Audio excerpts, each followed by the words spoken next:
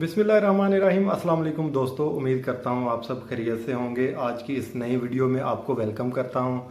तो आज बड़े अहम टॉपिक पे बात करने जा रहा हूँ जो कि खेलों की दुनिया में सबसे बड़ा इवेंट जो कि इस टाइम कतर में चल रहा है, फीफा वर्ल्ड कप फुटबॉल 2022। उसके मुतल्लिक आपसे बात करूँगा, उसके मुतल्लिक बहुत सारी इन्फॉर्मेशन आपके साथ डिस्कस करूँगा जो कि उम्मीद करता हूँ आपके नॉलेज में नहीं होगी। तो इस वीडियो को शुरू करते हैं। फीफा वर्ल्ड कप 2022 की जो बिडिंग है कतर ने अपने नाम की 2010 में, उस टाइम जब कतर के पास ना कोई स्टेडियम था, ना कोई इंफ्रास्ट्रक्चर था, ना ही कोई इससे पहले पूरी अरब दुनिया में कोई भी इस तरह का इवेंट जो हुआ था, इनेकाद हुआ था। क्योंकि अरब जो कंट्रीज़ हैं उनमें टेम्परेचर का इशू है, वेदर कंडीशंस का इशू है। नॉर्मली आपको मैं ये बताता चलूँ, नॉर्मली ये इवेंट जो है वो जून जुलाई में इनेकाद होता है इस इवेंट का, लेकिन अरब के टेम्परेचर और अरब की वेदर कंडीशंस की वजह से ये नवंबर दिसंबर में शुरू हुआ। तो आपको बताता चलूँ दोस्तों, इस जो कि 20 नवंबर को शुरू हुआ और 18 दिसंबर को इसका फाइनल इख्तितामी मैच होगा। इसमें आपको बताता चलूँ कि 2010 में कतर ने ये जब बिडिंग ली तो साथ ही उसने अपना टोटली इंफ्रास्ट्रक्चर शुरू कर दिया। 2010 में कोई भी कतर में स्टेडियम नहीं था, कोई कुछ नहीं था। उसके बाद कतर ने जो अहम डेवलपमेंट्स की, दुनिया का सबसे महंगा तरीन इवेंट, फुटबॉल की दुनिया में सबसे महंगा तरीन इवेंट ऑर्गेनाइज किया है। नॉर्मली इससे पहले जितनी भी कंट्रीज़ ने इसको हेल्ड किया है, इनेकाद किया है, 18 से 20 बिलियन डॉलर तक इसका एक्सपेंस आया है। लेकिन कतर के मीडिया के मुताबिक अभी तक जो उसका एक्सपेंस है वो 220 बिलियन डॉलर तक पहुंच चुका है। तो दोस्तों, इसमें डेवलपमेंट्स हुई कतर के इंफ्रास्ट्रक्चर को लेके, जिनमें से मेजर जो हैं उन्होंने 7 स्टेडियम बनाए, उसके अलावा एक नया एयरपोर्ट बनाया, उसके अलावा एक नया सिटी इसके लिए डिज़ाइन किया गया, उसके अलावा 1000 किलोमीटर की सड़कें नई बिछाई गई, नई ऑरेंज ट्रेन का जो है उसको बिछाया गया, उसके अलावा बसेस के नए रूट, नए होटल्स, रेस्टोरेंट्स इसमें शामिल किए गए। तो इन सब को मिला के कतर ने अभी तक 220 बिलियन डॉलर जो है वो स्पेंड किया है। इस तो एक्सपेंसेस की बात हो रही थी, तो अभी मैं आपको बताता चलूं कि कोई भी कंट्री जब फीफा वर्ल्ड कप को होस्ट करता है तो उसमें 4 मेजर सोर्स ऑफ इनकम्स होती हैं, सोर्स ऑफ अर्निंग्स होती हैं। उसमें से डायरेक्ट इम्पैक्ट आता है उसे, जिसे हम जीडीपी कहते हैं, ग्रॉस डोमेस्टिक प्रोडक्ट, उसकी जीडीपी इंक्रीज कर जाती है। उसके अलावा बताता चलूँ कि सबसे 4 मेजर सोर्स ऑफ अर्निंग्स हैं फीफा के इस टाइम, फीफा वर्ल्ड कप के। इनमें से सबसे पहले जीडीपी है, जिस कंट्री में फुटबॉल वर्ल्ड कप को होस्ट किया जाता है उसके जीडीपी डायरेक्टली उसकी इकोनॉमी को इफ़ेक्ट करता है। जीडीपी ऊपर आ जाता है क्योंकि हर चीज़ जो है उस कंट्री में इम्प्लीमेंट हो रही होती है। उसके अलावा ब्रॉडकास्टिंग राइट्स होते हैं, क्योंकि दुनिया में टोटल 5 अरब लोग इसको देख रहे हैं इस टाइम। फुटबॉल वर्ल्ड कप को 5 अरब लोग देख रहे हैं। टोटल आबादी दुनिया की 8 से 9 अरब है अभी, और 5 अरब जो कि इसमें टीवी चैनल्स और सारे शामिल हैं। अभी तक जो कतरी मीडिया के मुताबिक 12 से 13 लाख विजिटर आ चुके हैं वर्ल्ड कप के मैचेस को देखने के लिए। तो दोस्तों, ब्रॉडकास्टिंग राइट्स के बाद टिकटों की फ़रोख्त तीसरा मेजर जो सोर्स ऑफ अर्निंग है फीफा का और कतर का। उसके बाद मैं आपको बताता चलूँ तो इसमें जो स्पॉन्सरशिप्स हैं, मुख्तलिफ ब्रांड्स की तरफ से आपको स्पॉन्सरशिप नज़र आती है, चाहे ग्राउंड्स की सूरत में, चाहे ब्रांडिंग हो। तो ये 4 मेजर सोर्स ऑफ अर्निंग्स हैं फीफा के, और जो कंट्री होस्ट करता है उसके।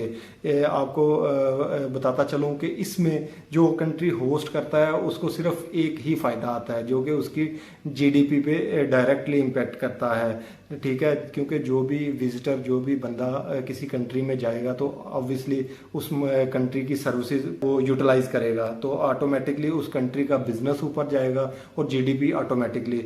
लेकिन इस सूरत में आपको बताता चलूं कि कतर ने उस हवाले से फ़ायदा नहीं लिया, क्योंकि कतर ने free metro, free orange train चलाई हुई है विजिटर्स के लिए, फ्री बसेज हैं, फ्री बहुत सारे रूट्स हैं, और बहुत जो 3 मेजर सोर्स ऑफ अर्निंग्स हैं वो तो फीफा ले गया। इसमें ब्रॉडकास्टिंग डायरेक्टली फीफा को जाता है, जो टिकट सेलिंग होती है वो डायरेक्टली फीफा को जाती है, उसके अलावा स्पॉन्सरशिप टोटल फीफा को जाती है। तो जो होस्ट कंट्री है उसको बच जाता है जीडीपी, इकोनॉमी, ठीक है। उसमें ये है कि यहाँ पे मैं आपको बताता चलूँ अभी तक की जो कैलकुलेशंस हैं उसके मुताबिक कतरी गवर्नमेंट है उसको 17 से 20 यानी 17 से 20 बिलियन डॉलर का फायदा होता नजर आ रहा है, जो कि इकोनॉमी की सूरत में है। उसके अलावा आपको बताता चलूं कि फीफा जो है वो जो विनिंग टीम्स हैं और जो टीम्स रनर अप टीम्स हैं उनके रिवार्ड्स 440 मिलियन डॉलर्स हैं, जो कि विनिंग टीम में और बाकी टीम्स में एज पर स्केजुअल डिवाइड होंगे।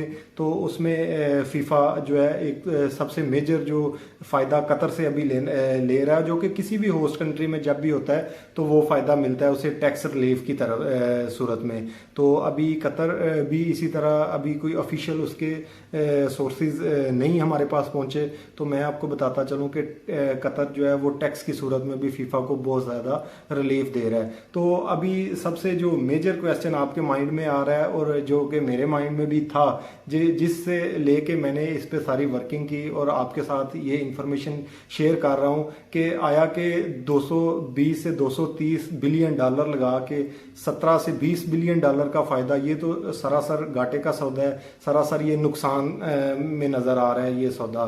चूंकि 2010 से इंफ्रास्ट्रक्चर शुरू हुआ था और बहुत स्पीडली दुनिया का सबसे महंगा तरीन फुटबॉल वर्ल्ड कप कतर ने इस 2022 में होस्ट किया है। तो आपके माइंड में ये जो क्वेश्चन है कि फ़ायदा फिर क्या हुआ, तो सबसे मेजर फ़ायदा कतर को हुआ सॉफ्ट पावर का, क्योंकि अरब दुनिया में इससे पहले किसी ने ये वर्ल्ड कप होस्ट नहीं था किया। दूसरे नंबर पे पूरी दुनिया से विजिटर कतर की जो मुल्क को विज़िट करने आए हैं वर्ल्ड कप की सूरत में। उसके अलावा दोस्तों एक चीज़ मैं फर्दर एक्सप्लेन करने से पहले आपको बता दूं कि जो दुनिया में इस टाइम कतर का इमेज है, चूँकि उस हवाले से कतर इसमें सॉफ्ट पावर भी हासिल करने में नाकाम रहा है, क्योंकि कतर ने अपने स्टार्टिंग में कहा था कि इस 30 से 35 दिन के इवेंट के लिए हम अपनी जो रवायात है उनसे पीछे नहीं हट सके। मींस होमोसेक्सुअल पे उन्होंने पाबंदी लगाई, अल्कोहल जो है उस पे उसकी सरेआम सेल पे उन्होंने पाबंदी लगाई, उसके अलावा उन्होंने ड्रेस कोड पे बड़ी सख्त पाबंदी लगाई। तो इस सिलसिले में अगर देखें तो उस हवाले से इंटरनेशनल मीडिया की जो कतर के साथ एक सॉफ्ट वार चल गई ब्लैकमेलिंग के हवाले से, तो उस हवाले से कहा यह जा रहा है कि कतर ने सॉफ्ट पावर नहीं हासिल की। लेकिन अगर मुस्लिम वर्ल्ड की बात करें तो मुस्लिम वर्ल्ड में कतर इस टाइम सभी जो मुस्लिम कंट्रीज़ हैं वो अप्रिशिएट कर रहे हैं इस मामले में। तो चूंकि इस सिलसिले में इंटरनेशनल मीडिया की जो रिपोर्ट्स हैं उसके मुताबिक ये जा रहा है कि स्टेडियम्स में लेबर्स के हवाले से कुछ पेंडिंग्स ड्यूज़ हैं, उसके अलावा लेबर्स के मुख्तलिफ हादसात हुए इस इंफ्रास्ट्रक्चर के दौरान जिनको कोई अदायगी नहीं प्रॉपर की गई। तो उस हवाले से इंटरनेशनली कतरी गवर्नमेंट एक्सपेक्ट कर रही है कि वर्ल्ड कप के बाद इन्वेस्टर्स बहुत ज़्यादा अट्रैक्ट हुए हैं, इससे पूरी दुनिया से इन्वेस्टर कतर में इन्वेस्टमेंट करने जा रहे हैं। उसके अलावा कतर जो है वो विजिटर्स के लिए बहुत आसानियां कर रहा है, like nationality, like visa, like restaurants, hotels के हवाले से। चूँकि जो इंफ्रास्ट्रक्चर बना है, जो होटल्स रेस्टोरेंट्स पे कतर ने इन्वेस्टमेंट की है वो तो इधर ही हैं, वो तो बाद में भी इस्तेमाल हो रहे हैं। जो एशियन गेम्स 2030 में 2030 में होने जा रही हैं कतर में, तो उस सिलसिले में भी इस्तेमाल होने जा रहा है ये सारा इंफ्रास्ट्रक्चर। तो इस सिलसिले में बताया ये जा रहा है कि कतरी गवर्नमेंट जो है इस मामले में बिल्कुल मुतमईन है, बिल्कुल हैप्पी है। जो उन्होंने हासिल करना था वो उन्होंने कर लिया है। बाकी इसमें आपको बताता चलूं कि दुनिया भर का सबसे ये महंगा वर्ल्ड कप था। तो इस सिलसिले में अगर ये बिल्कुल बड़ा अच्छा और जो फीफा के मुताबिक अभी तक का जितने भी वर्ल्ड कप हुए हैं सबसे रिकॉर्ड उनका रेवेन्यू। ये थी जो फीफा वर्ल्ड कप 2022 के हवाले से आपके साथ इंफॉर्मेशन शेयर की। उम्मीद करता हूँ आपको पसंद आई है। अगर आपको ये वीडियो पसंद आई है तो चैनल को लाइक करें, सब्सक्राइब करें और मिलते हैं अगली वीडियो में। अपना बहुत सारा ख्याल रखें। अल्लाह हाफिज़।